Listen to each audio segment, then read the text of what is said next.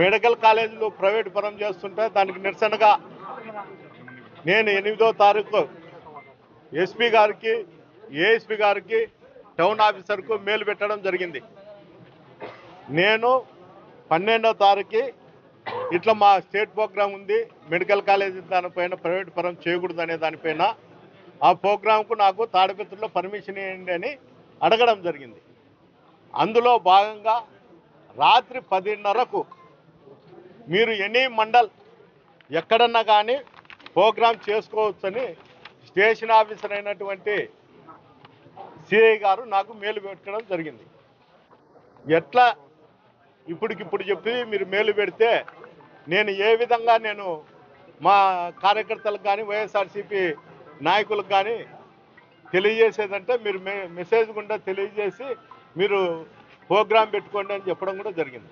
అక్కడ ఉండేటువంటి యాడికి సిఐ గారు మీకు పర్మిషన్ ఉంటే చెప్పండి, లేకపోతే లేదంటే తిరిగి నేను టౌన్ సిఐ గారికి ఫోన్ చేసి సార్ ఈ విధంగా యాడికి సిఐ గారు చెప్తున్నారు ఎట్లా నేను అని చెప్తే ఆయన నేను ఏఎస్పీ గారితో ఫోన్ చేయిస్తా మీరు పోండి అని చెప్పినారు.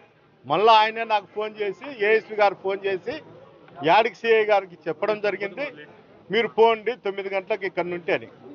నేను పైన నుండి కిందికి దిగొచ్చేలకు పోలీస్ అధికారులు నన్ను అడ్డుకోవడం జరుగుతుంది.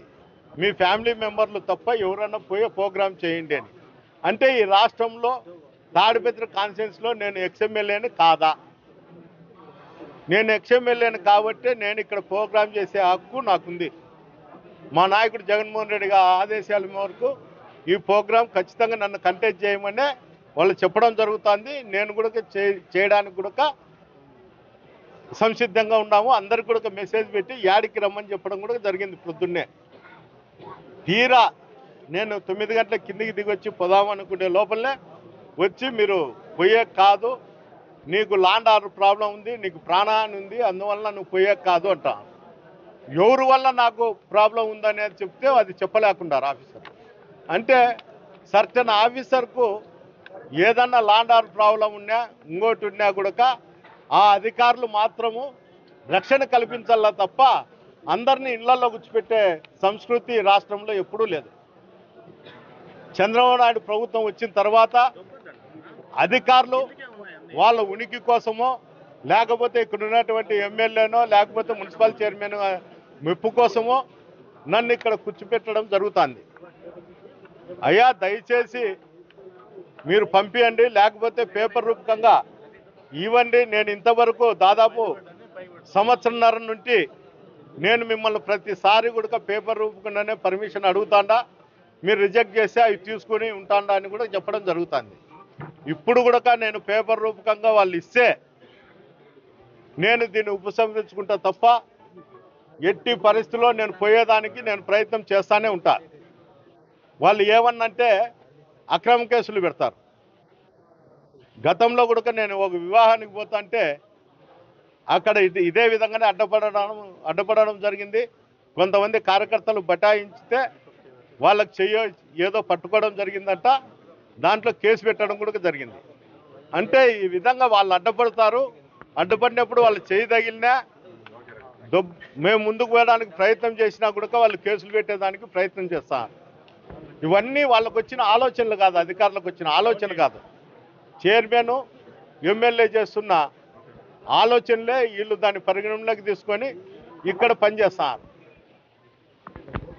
ఈ తాడిపత్రికి జేసీ ప్రభాకర్ రెడ్డి, ఎమ్మెల్యే అయినటువంటి అస్మిత్ రెడ్డి గ్యాంగ్స్టార్లుగా వివరించి ప్రతిరోజు వైఎస్ఆర్సీపీ కార్యకర్తలు నాయకులు యాక్టివ్ ఉన్న వాళ్ళపైన దాడులు జరుగుతూనే ఉన్నాయి. కనీసం హాస్పిటల్లో ఉన్నా కూడా కానిస్టేబుల్ వచ్చి చూసిపోతున్నారు తప్ప కంప్లైంట్ తీసుకుందాము హాస్పిటల్లోకి వచ్చని ఏమాత్రం ఆలోచన కూడా లేదు.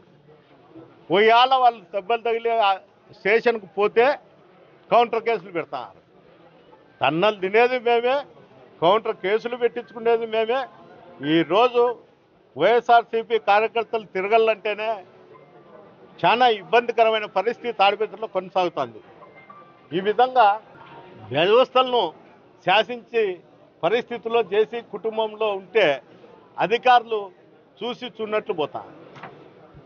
ఎందుకు కానీ ఇంత దారుణమైన పరిస్థితి అంటే 175 కాన్స్టిట్యున్సీలలో తాడిపత్రికి ప్రత్యేకంగా పోలీస్ అధికారులు ఉండారా, లేకపోతే ఇది ఒక రాష్ట్రమా, లేకపోతే ఒక దేశమా, లేకపోతే ఒక దీవే, ఏదో ఒక దీవిలో నేను ఉన్నట్లు, ఆ దీవిని పాలించుతానైతే జేసీ కుటుంబం అనుకున్నట్లు ఇక్కడ ఉండేటువంటి అధికారులు కూడా ఆ దీవి సామ్రాజ్యం అంతా లాండ్ ఆర్డర్లు కానీ చట్టం కానీ జేసీ కుటుంబం నుండి వస్తుంది, మేము దానికి ఆలోచన చేసే మేము ఇక్కడ ఉద్యోగాలు చేస్తామనే ఆలోచనకు వచ్చి ఈ విధంగా చేస్తారా? దీనిపైన ఒక ఆలోచన కానీ ఈ రాష్ట్రంలో ఉన్నటువంటి ముఖ్యమంత్రి గారు కనీసం తాడిపత్రిలో ఏం జరుగుతుందనే ఆలోచన అయినా కానీ ఆయన చేయాల. ఎందుకు చెప్తానంటే మేము ప్రతిపక్షంలో ఉన్నాము, ఏదో మీ లోకేష్ బాబు రెడ్ బుక్ అన్నారు దాన్ని అవలంబిస్తారేమో అనుకుంటాం. కానీ ఇక్కడ తెలుగుదేశం కార్యకర్తలకు కూడా వాళ్ళు చెప్పిన మాట వినకపోతే ఇదే పరిస్థితి కొనసాగుతుంది. నీకు సంబంధించినటువంటి సామాజిక వర్గాన్ని నీచంగా అసలుకు అతను ఏ విధంగా చూస్తున్నాడో అది ఎవరికి అర్థం కాదు. మీరు మీ సామాజిక వర్గానికి తాడిపత్రిలో కనుక్కోండి ఏం జరుగుతుంది, ఏం కథ, ఏమని. దీంట్లో 10% అయినా కానీ జేసీ కుటుంబం మీద మంచి అభిప్రాయంతో మాట్లాడితే ఆ రోజు కావాలంటే మీరు ఏది కానీ తాడిపత్రిలో వాళ్ళకి సర్వ హక్కులు ఇవ్వండి. పోలీస్ అధికారులకు కానీ జేసీ కుటుంబానికి కానీ మీరు హత్యలు చేయండి, ఏమన్నా చేయండి, మేము ఉంటాము, మా సామాజిక వర్గాన్ని కూడా పెద్దపేట వేసి కూర్చోబెడతా ఉన్నారనే ఆలోచన మీకు కూడా రావాలా. ఏ విధంగా ఉందనేది కార్యకర్త అనేవాడు ఏ కులానికి సంబంధించినోడు కాదు. ఏఎస్పీని దూషించినప్పటికీ పోలీసులు ఎందుకు వైఖరి మార్చుకోలేదంటే అంటే మా వరకు రావడం లేదు కదా అంటే ఇక్కడ ఒక పోలీసులకు రక్షణ లేకుండా పోయిందా ఇక్కడ తాడిపత్రి? పోలీస్ వ్యవస్థ అనేది వాళ్ళు చెప్పినట్లు వింటారు కాబట్టి కొనసాగుతుంది. ఇంకోటి ఏమంటే ఇక్కడ ఏదేం జరిగినా కూడా పై అధికారులకు కింద అధికారులు ఎస్ఐలు కావచ్చు, సిఐలు కావచ్చు, పై అధికారులకు మిస్గైడ్ చేస్తా అంటారు. ఇప్పుడు ఇక్కడ జరిగేది వేరు, ఆయనకు చెప్పేది వేరు. ఎస్పీ గారికి కానీ ఏఎస్పీ గారికి కానీ నేను గతంలో కూడా చెప్పిన కింద అధికారులను ఒకసారి పరిశీలించండి, తాడిపత్రిలో ఏం జరుగుతుందో అనేది కూడా ఒకసారి చూడండి, చూసి దానిపైన చర్యలు తీసుకోండి అని. ఎప్పుడైతే చర్యలు తీసుకోకుండా వీళ్ళపైన నిఘా వ్యవస్థ లేకోకుండా ఉండే దాని వల్లే ఈ విధంగా తాడిపత్రిలో ఈ విధంగా జరుగుతుంది. ఒక ఏఎస్పీ గారిని ఏ విధంగా ఒక అధికారి, అతను ఐపీఎస్ అధికారి, ఎప్పుడు రేపో మాపో ఇంకో సంవత్సరానికో 2 సంవత్సరాలకో ఎస్పీ అవుతారు. అలాంటి అధికారిని ఒక ఐపీఎస్లనే ఈ విధంగా దూషిస్తా అంటే కింద అధికారులు కూడా భయపడిపోతారు. ప్రతిరోజు వాళ్ళు తూచా తప్పకుండా వాళ్ళు ఏది చెప్తే అది చేస్తాను. దయచేసి ఎస్పీ గారికి కూడా నేను తెలియజేస్తాను, డిఐజీ గారికి, డీజీపీ గారికి కూడా మా కాల్ లిస్ట్ తీయండి. మేము ఎక్కడన్నా మేము క్రైమ్ ప్రోత్సహిస్తున్నామో లేకపోతే ఏదో ఉందనండి. సేమ్ టైంలో మీ అధికారుల కాల్ లిస్ట్ కూడా తీయండి. ఎమ్మెల్యేలతో, చైర్మన్తో, వాళ్ళ అనుచరులతో ఎన్ని రోజులు డైలీ మాట్లాడతారు, వాళ్ళు ఏం మాట్లాడతారు, వీళ్ళు ఏం మాట్లాడతారు అనేది మీకు అర్థం కావాలా. ఎప్పుడైతే మీరు ఈ విధంగా చేస్తే అందరూ కూడా చట్టానికి లోబడి పనిచేసే పరిస్థితి వస్తుంది. ఇక్కడ జరుగుతున్న వ్యవస్థలో ఇక్కడ జరుగుతున్నది పై అధికారులకు 2% 3% తెలుసు. ఇప్పుడు నేను యాడికి పోతే ఏదో భూకంపం వచ్చినట్లు, లేకపోతే ఏదో తుఫాన్లో వచ్చి అన్నీ కొట్టకపోతా అన్నట్లు సృష్టిస్తారు ఇక్కడ అధికారులు. ఇక్కడ ఏమీ జరగదు, ఏముండదు. కేవలం వాళ్ళు చేసే మెసేజ్ల మీద ఆధారపడే ఉద్యోగాలు చేస్తున్నారు. మెసేజ్కే ఇంత భయం ఉన్నప్పుడు ప్రతిరోజు మా కార్యకర్తలను కొడతా అంటే కనీసం చర్యలు కూడా లేవు. కొడతాడు, అర్ధ గంటలోనే మేము పేషెంట్ని అనంతపురం తీసుకుపోయే లోపలనే వాడు మా వెహికల్లో గడ్డం వచ్చి తిరుగుతుంటాడు.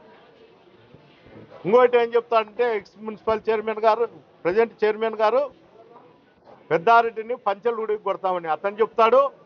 వాళ్ళ కౌన్సిలర్లు, మహిళా కౌన్సిలర్లు పంచె ఉడిగుతా అని వాళ్ళు చెప్తారు. ఎవరో ఒకరు ఉడిగితే అది వాళ్ళకు కూడా అర్థమవుతుంది ఎట్లుంటుంది అనేది. ఓర్పు అనేది ఒక స్థాయి వరకు ఉంటుంది.